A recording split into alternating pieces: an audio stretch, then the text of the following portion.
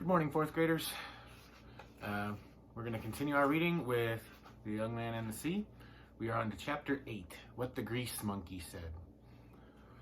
When the morning tide comes in, I'm ready. Got the winch rigged at the deep end of the dock to pull the Mary Rose free of the shore. Got lines fixed to tie her alongside the dock so she don't drift away. Got my fingers crossed, and my toes crossed too, hoping she won't leak too bad. It's one of them soft and misty mornings on the creek. Happens in the summer when the water starts to warm up. Ain't thick enough to be a proper fog, mind you. Just a thin, wispy mist that leaves everything kind of blurred. You can't quite tell where the shore lets off and where the water begins, and the tall pines look like they're melting into the sky. There's almost always good fishing when the mist comes on the creek. Fish like to feed in the soft light. Normal times, a day like this, I'd be out in my skiff looking for striper swirls. Instead, I'm waiting with my stomach all clenched up like somebody punched me, wanting to get it over with, the not being sure. Can't hurry the tide, though. Tide has a mind of its own. Eventually, it does cooperate.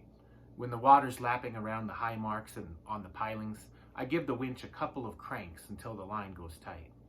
Then I wait a few minutes and do it again and again. That's how the boat comes free, a few inches at a time. About as much fun as watching ice melt, until all of a sudden the winch line goes slack and the Mary line is floating free. The Mary Rose is floating free. It seems too easy somehow, and that makes me worried what I'll find. But when I hop aboard and crawl into the bilge to look, the boat is dry inside. No leaks to speak of. I run my hands over the new planks and find a few beads of moisture at the seams, but from what Mr. Woodwell told me, it don't amount to nothing. Thank you, Rose, I tell her, for not giving up. I'm thinking maybe I should jump up and yell hurrah or something when I hear footsteps coming along the dock. My dad is standing there, pale as milk. I'll be darned, he says, rubbing his eyes. You did it.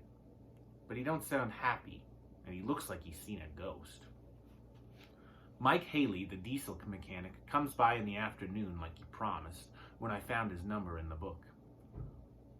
Big skiff around? Is the first thing he says.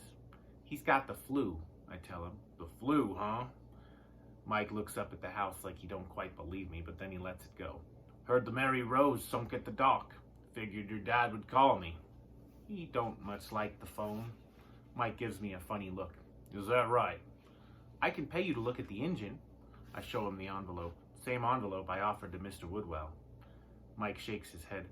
No charge for a consultation. Hope you aren't expecting good news on an engine that's been submerged in salt water. But you can fix it? Depends. Let me have a look. He climbs into the cockpit with his wrench box. The engine cover is stuck where it's swelled up. That makes him sigh and shake his head like the whole idea of a sunk boat turns his stomach. He goes at the hatch with a pry bar. The hinges sound like a cat with a stepped-on tail, but he gets it open. Here goes nothing, Mike says, talking to himself, not to me. He climbs down beside the engine. I can tell he don't like me staring at him, so I go sit on the end of the dock and wait for him to finish. It don't take long. Skiffy? That what they call you? He sits down beside me, clears his throat, and spits into the creek. Wish I had better news, son. I'm just an old grease monkey, but I've been climbing around boat engines for long enough to know the score. Grease monkey means mechanic, by the way.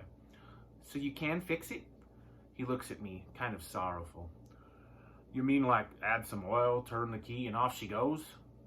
Whatever, I say, embarrassed that he read my mind. That would be a miracle, kid, and in my experience, miracles don't happen to boat engines. So it can't be fixed?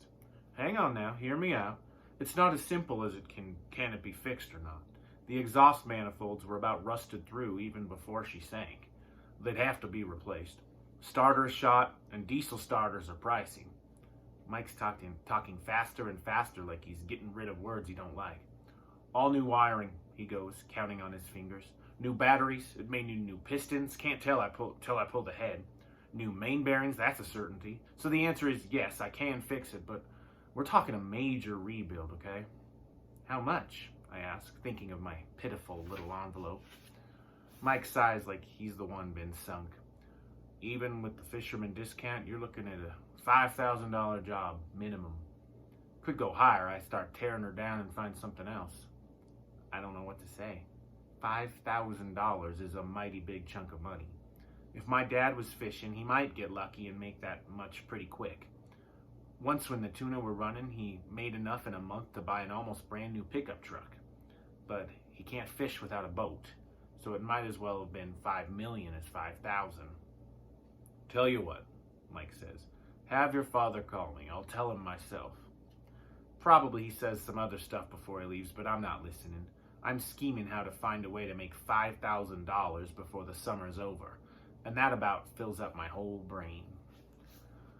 So, prediction time. Do you think that Skiff is going to come up with the money? Do you think that his dad is somehow going to come up with the money? It's quite an amount to get, especially them being fishermen, and they don't have a boat to earn the money, so what are they going to do?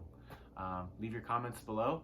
I look forward to hearing from you, and look forward to a good day of remote learning. I'll see you later.